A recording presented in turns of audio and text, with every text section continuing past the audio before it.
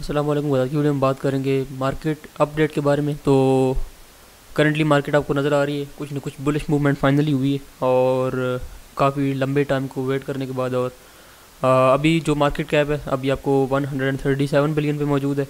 और जो बिटकॉइन है उसकी प्राइस कॉइन बेस एक्सचेंज पे अराउंड 4000। और इसके अलावा बात करें रेजिस्टेंस की तो यहाँ पे 4200 पे मैंने जैसे पहले भी बताया था कि 4200 एक लेवल है जिसको हमने देखना है, उसको हमने क्रॉस करना है। और जब उसको क्रॉस करेंगे तो होपफुली हम एक्सपेक्ट कर सकते हैं कि फ़र्दर हायर मूवमेंट काफ़ी सारी हो सकती है। उससे पहले 4000 अब उसके अराउंड हम मौजूद हैं। फॉर शॉर्टर टर्म थोड़ी बहुत रेजिस्टेंस यहाँ पे नज़र आ सकती है। मे बी ये भी हो सके कि जो पिछली रेजिस्टेंस जो हमने ब्रेक की थी उसका एक मरतबा रीटेस्ट भी हो सकता है। तो उसके भी चांसेस मेरे ख्याल में किसी हद तक मौजूद हैं। तो ये सारी चीज़ें रिलेटेड टू बिटकॉइन। और इसके अलावा जो कुछ आल्ट कॉइन्स मैंने सजेस्ट किए थे उसमें कार्डानो मेनली उसने काफ़ी अच्छा रोल प्ले किया और काफ़ी सारा प्रॉफिट जो है वो गेन करवाया है जो इन्वेस्टर्स थे उनको। कार्डानो की जो रिसेंटली अभी जो प्राइस जो है वो ऑलमोस्ट यूँ समझे तकरीबन 1250 सतोशी तक कल जो है वो चली गई थी आज सुबह तक। और अभी तकरीबन 1235 सतोशी पे in terms of US dollar price जो है वो काफ़ी अच्छी मूव हुई है। लास्ट कुछ डेज़ में बात करें जब से मैं रिकमेंड कर रहा हूँ, मैंने रिकमेंड जब की थी तो प्राइस जो थी वो अराउंड आप कह सकते हो कि 3.3 सेंट्स या इस तरह कुछ प्राइस थी जो मैंने रिकमेंड किया था। प्राइस को इस लेवल के अराउंड थी प्राइस जब मैंने जो है वो रिकमेंड की थी। और अब आप देख रहे हो ये ऑलमोस्ट 5 सेंट्स पे पहुंच चुका है। ये ऑलमोस्ट बनता अगर आपने मेरी एडवाइस पे बाय किया हो तो ये तकरीबन अराउंड 70% प्रॉफिट बनता है which is a very good profit. No doubt कि उसमें प्रॉफिट जो है बहुत अच्छा है अगर आपने यहाँ पे बाय किया हो तो। एंड मैं एक्सपेक्ट कर रहा हूँ थोड़ी बहुत शायद करेक्शन अभी हो क्योंकि बिटकॉइन जो है वो अभी 4000 के अराउंड अगर उसमें करेक्शन होती है थोड़ी बहुत तो यहाँ पे भी होगी। एंड उसके बाद प्राइस जो है वो फर्दर हायर मूव करेगी अगर हम 4200 को ब्रेक करते हैं तो उसके भी चांसेस काफ़ी ज़्यादा हैं कि हम 4200 को ब्रेक कर जाएंगे। और इसके अलावा जो मेन हमारा आल्ट कॉइन था दैट वाज नियो। और उसकी बात करें तो प्राइस जो है वो कुछ ना कुछ वहाँ पे भी मूवमेंट हुई है। वहाँ पे भी ऑलमोस्ट आप देख रहे हो कल के दिन में जब मैंने रिकमेंड किया था तो प्राइस थी 1,80,000 सतोशीज़ के करीब।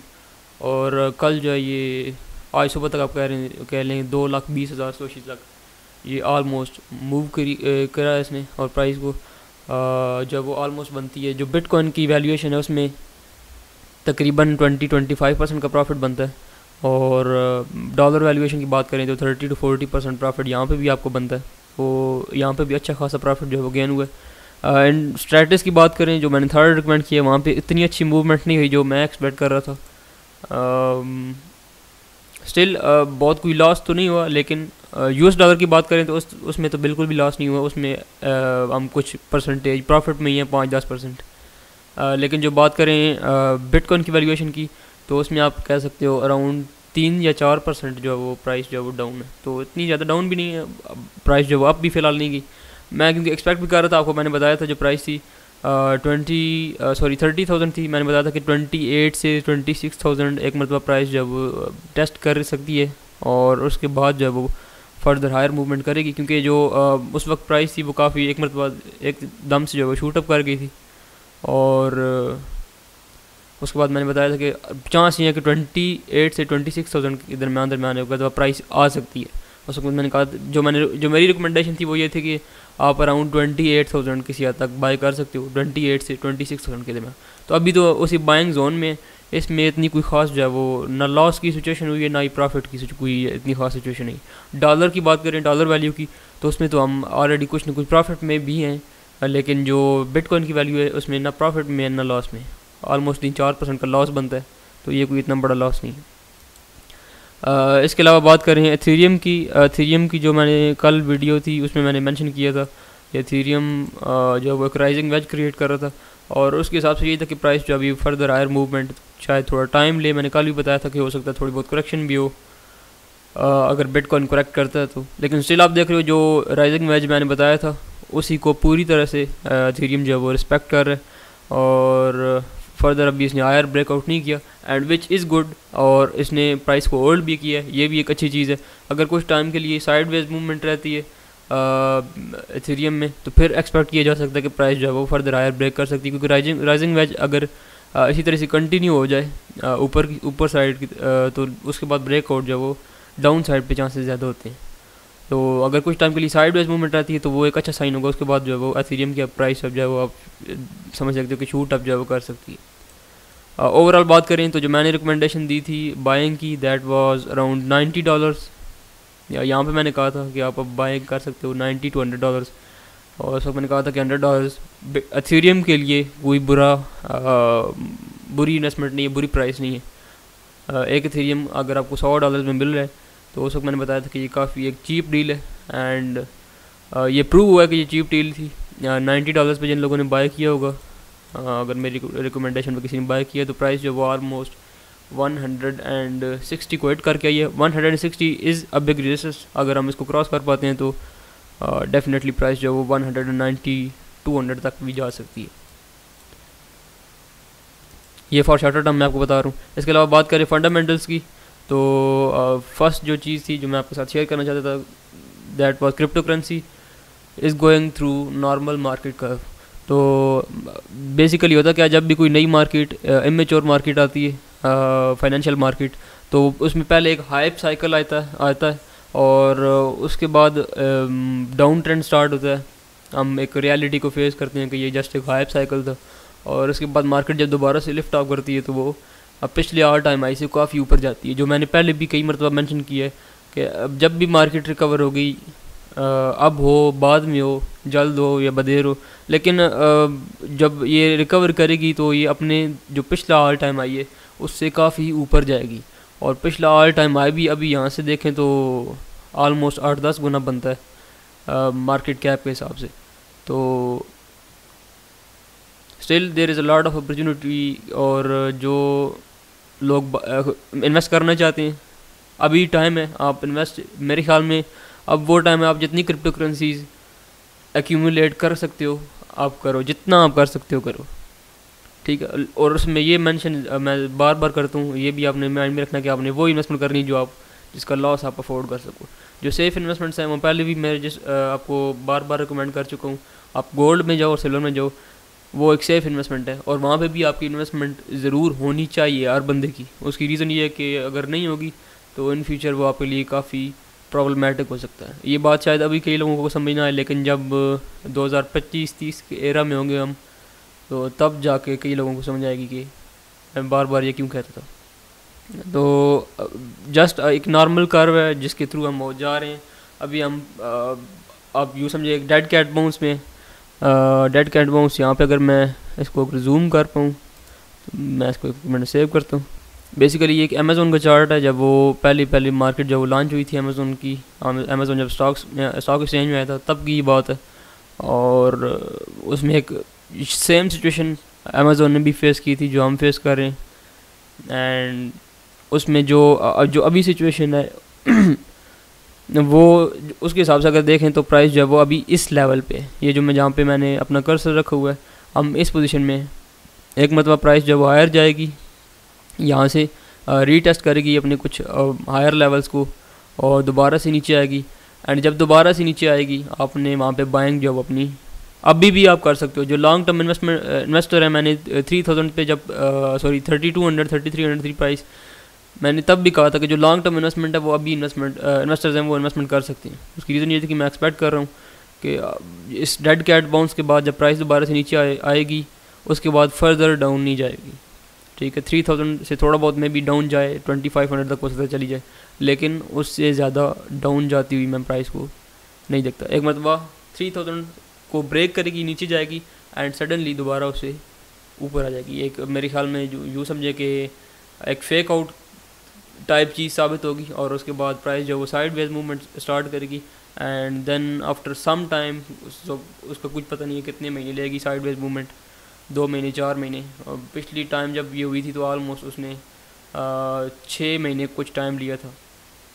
अभी की बात करें तो ये हो सकता है कम भी हो मुद्दत। उसकी रीज़न ये है कि कुछ फंडामेंटल्स इस तरह के आ रहे हैं तो आप किसी हद तक अगर टाइम करने की कोशिश भी करें मार्केट को, आप अपनी टाइमिंग सेट करने की कोशिश करें, तो विद इन नेक्स्ट मंथ या 1-2 महीनों में आपको एक बहुत ही गोल्डन, अभी भी एक गोल्डन अपॉर्चुनिटी है आप अगर बाय करना चाहो। क्योंकि अगर इस तरह की सिचुएशन मार्केट में आती है, जिस तरह की सिचुएशन अमेज़ोन के साथ हुई थी, अब यहाँ पे देखें तो प्राइस क्या है, एंड यहाँ पे तो ये अपने ऑल टाइम हाई से बहुत ऊपर जा सकती है। ठीक है जी, तो इस चीज़ को माइंड में रख के आप इन्वेस्टमेंट करें। और मैं समझता हूँ अगर बिटकॉइन में या क्रिप्टो करेंसीज़ में कोई थोड़ी बहुत भी इन्वेस्टमेंट करता है, $100-200 की इन्वेस्टमेंट भी आपको बहुत कुछ दे सकती है। अगर आप प्रॉपर सही तरीके से इन्वेस्टमेंट करो तो $100-200 की भी इन्वेस्टमेंट बहुत कुछ आपको दे सकती है। कई लोग समझते हैं कि $100 की इन्वेस्टमेंट क्या करेगी। बिलीव मी, ऐसे लोग हैं जो $100-200, मैं खुद इस मार्केट में सिर्फ $2000 की इन्वेस्टमेंट से आया था, एंड आप देख रहे हो मैं काफ़ी अच्छी परफॉर्मेंस जो है वो दे रहा हूँ।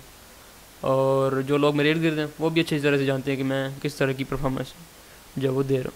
So it's not about investment, थोड़ी भी अगर है आप उसको बढ़ा के कहीं से कहीं लेकर जा सकते हो। ऐसे भी लोग हैं, पिछले दिनों मैं एक बंदे की स्टोरी सुन रहा था, उसने सिर्फ $400 से स्टार्ट किया and with in few months वो $500,000 पे पहुँच था। तो इस मार्केट में इस तरह की अपॉर्चुनिटीज़ मिलती हैं, ये कोई हवाई बातें नहीं हैं, ये बिल्कुल पॉसिबल। अगर मैं तभी बार बार कहता हूँ कि आप वही इन्वेस्ट करें जो आप लॉस अफोर्ड कर सकते हैं, क्योंकि 20-30-40-50 हज़ार का लॉस तकरीबन हर बंदा ही अफोर्ड कर सकता है। $400-500 का लॉस हर बंदा अफोर्ड कर सकता है मेरे ख्याल में आज के टाइम में। तो स्पेशली जो लोग वीडियो देख रहे हैं उनके पास मोबाइल भी $200-300 का तो होगी, ठीक है। तो वो इतनी इन्वेस्टमेंट भी अगर आप कर सकते हो तो मेरी रिकमेंडेशन ये है कि आप करें, क्योंकि फ्यूचर में वो $200-300 की इन्वेस्टमेंट भी बहुत ऊपर जा सकती है। अभी की आप बात करें तो जो 0.1 बिटकॉइन है वो दुनिया में सिर्फ 1% से भी मेरे ख्याल में कोई कम लोग हैं जिनके पास है। सो आप देख सकते हो कि वेल्थ ट्रांसफॉर्मेशन किस तरह से हो सकती है इन फ्यूचर में, और आपकी छोटी सी इन्वेस्टमेंट कहाँ से कहाँ जा सकती है। इसके अलावा नेक्स्ट बात करें, bitcoin shorts are down over 20% in 3 days. मैं इसी चीज़ का वेट कर रहा था, मैंने बार बार आपको ये पहले बताई थी कि जो बिटकॉइन के शॉर्ट्स हैं आपने वेट करना जब तक ये नीचे नहीं आते, अब तक आपने तब तक एग्जिट नहीं करना मार्केट से। और नीचे आने से मुराद है काफ़ी सारे नीचे, अभी अब ये नीचे आएंगे, ठीक है, अभी मज़ीद ये नीचे आएंगे, इन लेवल्स को हिट करेंगे। ये जो 19,000 का लेवल है ऑलमोस्ट मेरे ख्याल में इसको प्राइस जो है वो शॉर्ट्स की हिट करेगी, और उसके बाद जो शॉर्ट्स हैं वो पार्टिसिपेट करेंगे बुल रन में। तो जब ये हिट करेगी उसके बाद हो सकता है मज़ीद आपको थोड़ा बहुत बुल रन मार्केट में देखने को मिले, और वो टाइम होगा उसके बाद एग्ज़िट करने का। कई लोग मुझे पूछ रहे थे कि एग्ज़िट कब करना है, तो एग्ज़िट 5000 से 5700 तक आप एग्ज़िट कर सकते हो, 5000 से पहले भी कर सकते हो, डिपेंड करता है आप कितना रिस्क ले सकते हो। अगर आप कम रिस्क लेने वाले हो तो आप 5000 या उससे कुछ पहले एग्ज़िट कर जाओ। अगर आप रिस्क ले सकते हो तो 5700 भी एक पॉइंट है जो मैंने एक पॉइंट दिया हुआ है, उस पर भी आप एग्ज़िट कर सकते हो। तो ये दोनों पॉइंट्स आपके पास मौजूद हैं, आप डिपेंड करता है आप कितना रिस्क लेते हो। इसमें एक स्ट्रेटजी और आप बना सकते हो, वो ये है कि कुछ इन्वेस्टमेंट, हाफ इन्वेस्टमेंट आप 5000 या उससे कुछ नीचे 4800 4700 यहाँ पे आप निकाल दो हाफ इन्वेस्टमेंट, और जब थोड़ी प्राइस ऊपर मूव करे बाकी की हाफ इन्वेस्टमेंट आप तब निकाल दो, ताकि आपकी जो रिस्क है वो सिर्फ आपके प्रॉफिट्स पे रहे, आपकी इन्वेस्टमेंट पे आपका रिस्क जो है वो ना आ सके। तो शॉर्ट्स ऑलरेडी डाउन हो चुके हैं कुछ ना कुछ, मैं तभी कह रहा था कि जब तक ये डाउन नहीं आते तब तक आपने बिटकॉइन को होल्ड करना है। मैं शॉर्ट स्क्वीज़ एक्सपेक्ट कर रहा था और वो शॉर्ट स्क्वीज़ हमने यहाँ पे देख लिया। Next, prominent analyst claims Bitcoin could be very close to the long term bottom। तो डेफिनेटली ये तो मैं पहले भी कह चुका हूँ, बॉटम के हम काफ़ी करीब हैं, हम डेड कैट बाउंस में, और डेड कैट के बाउंस के बाद डायरेक्ट जो भी मार्केट हो वो बॉटम को ही हिट करती है, तो बॉटम के हम डेफिनेटली करीब हैं। नेक्स्ट थिंग, अब फ्यूचर में एक एक्सचेंज आने वाला है, DX एक्सचेंज आप कह सकते हो। ये बेसिकली एक वॉल स्ट्रीट का एक्सचेंज होगा। अब इसमें ये काम किस तरह से करेगा, यहाँ पे बेसिकली ज़ीरो फीस होगी ट्रेडिंग की। ज़ीरो फीस से मुराद ये है कि आप सिंपली जाओगे, जब एक्सचेंज पे आप रजिस्टर करोगे तो आपको कुछ थोड़ी सी फ़ीस पे करनी पड़ेगी, $10 $20 मेरे ख्याल में इतनी कोई है, और उसमें कुछ लिमिट्स होंगी जितनी आप ट्रेड उस पर इतनी आप ट्रेड कर पाओगे अपनी फ़ीस के हिसाब से।